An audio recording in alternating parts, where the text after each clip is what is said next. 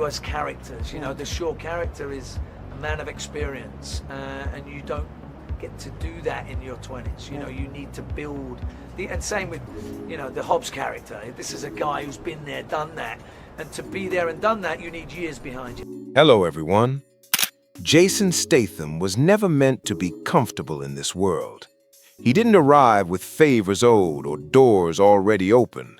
He arrived alone, carrying discipline like armor and silence like a weapon.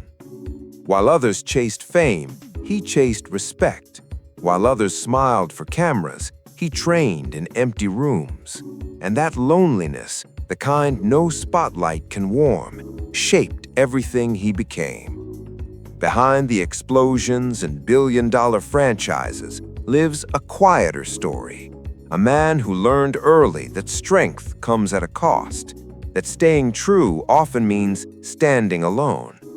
When Jason Statham finally spoke about the people he refused to work with, it wasn't bitterness, it was exhaustion.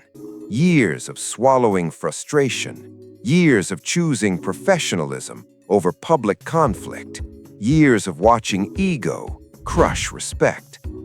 So here's the question that hurts the most. What happens when integrity has no place in the spotlight? When the industry rewards noise but punishes silence? This isn't gossip, it's a confession. And before this story ends, you may realize the saddest truth of all. Sometimes the strongest men walk away, not because they lost, but because they refused to become something they hated. The first name shocked everyone: Vin Diesel. For years, fans believed the tension between Dominic Toretto and Deckard Shaw in the Fast and Furious franchise was just great acting. It wasn't. Behind the scenes of Furious 7, The Fate of the Furious, and later Hobbs and Shaw, a silent war was unfolding. Statham arrived disciplined and prepared. Diesel arrived determined to control everything. Constant script rewrites, constant demands to make Toretto look stronger, smarter, and more dominant in every scene.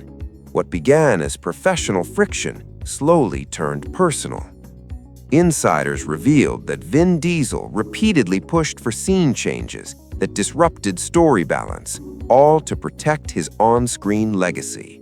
Statham, who believes action should speak louder than ego, finally reached his breaking point.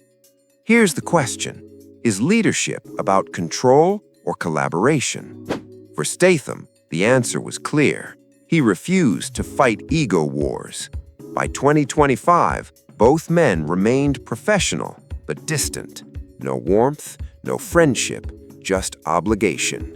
As Statham put it bluntly, if he has to manage someone's ego just to make a scene work, he's out.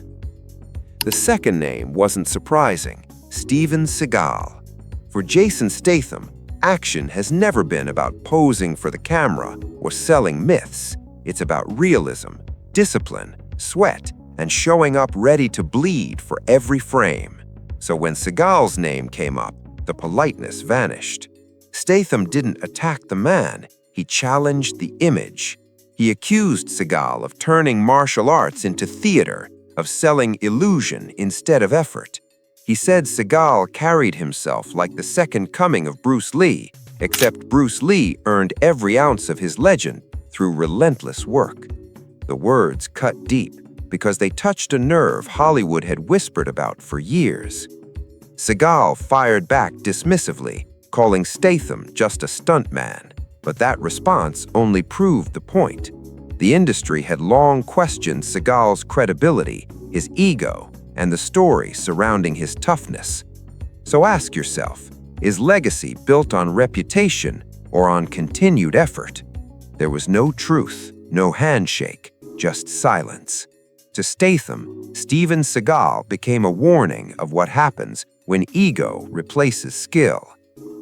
The third clash was quieter, but just as permanent: Shia LaBeouf.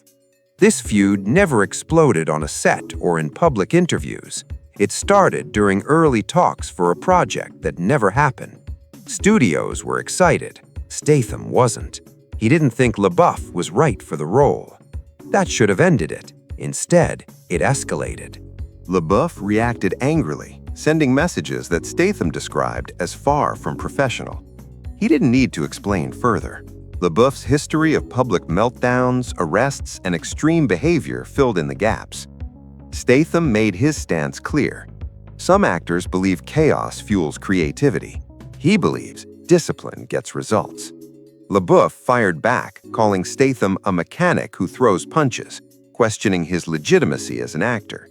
Tension grew when rumors surfaced that Statham might join the Transformers franchise just as LaBeouf was stepping away, with Rosie Huntington-Whiteley, Statham's partner, already a lead in the series. The fourth name brought a very different kind of clash: Jared Leto. Some actors prepare for roles, others completely disappear into them. When Jason Statham and Jared Leto met during early discussions for a psychological thriller, the contrast was immediate and uncomfortable. Statham walked in as himself, focused, grounded, and ready to talk story. Leto arrived already transformed, refusing to shake hands, refusing to answer to his real name, and staying locked inside a character no one had even agreed to yet. There was no off switch, not even in a simple coffee shop. For Statham, that moment ended everything. Later, he summed it up with blunt honesty. There's dedication, and then there's being a nuisance. He wasn't interested in babysitting someone else's fantasy while trying to make a film. Leto responded in his usual cryptic tone, quietly framing himself as the tortured artist and Statham as the brute who didn't understand depth. The line was drawn. No public feud, no shouting matches, just a cold, permanent distance. So ask yourself, is acting about transformation or respect for the people around you? For Statham, discipline always comes first. The fifth name reached back decades: Mark Wahlberg. Their history began on The Italian Job, 2003, where the on-screen chemistry felt effortless. Audiences saw a smooth, confident team. Behind the cameras, however, the experience was far less polished. Jason Statham arrived early every day, committed to stunt training, rehearsals, and precision work. Preparation for him was non-negotiable.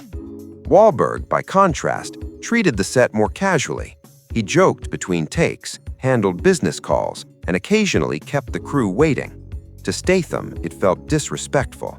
Filmmaking wasn't a playground, it was a job that demanded full focus.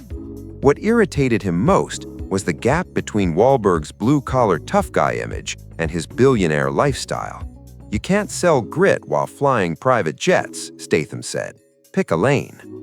Wahlberg laughed off the criticism but fired back with a sharp remark, questioning Statham's toughness and his use of stunt doubles. Producers later tried to reunite them, believing tension meant box office gold. Both refused. So ask yourself, is professionalism about results or attitude? For Statham, respect begins with how you show up. The final name wasn't about hatred, it was about power. Dwayne "The Rock" Johnson. Two alphas, one franchise. From the moment they shared the screen, the tension was impossible to miss. On Furious 7, both actors had ironclad contracts stating their characters could never lose a fight. What sounded simple quickly turned into chaos behind the scenes. Every punch had to be counted, every hit balanced, every move negotiated. Even Vin Diesel stepped in, creating a literal punch-counting system just to keep the peace. Statham later joked that it wasn't fighting, it was negotiating. Respect existed, but rivalry simmered beneath the surface. Leto leaned into size, power, and spectacle. Statham leaned into precision, realism, and control. Neither man was willing to back down. By the fate of the Furious, the tension became impossible to ignore.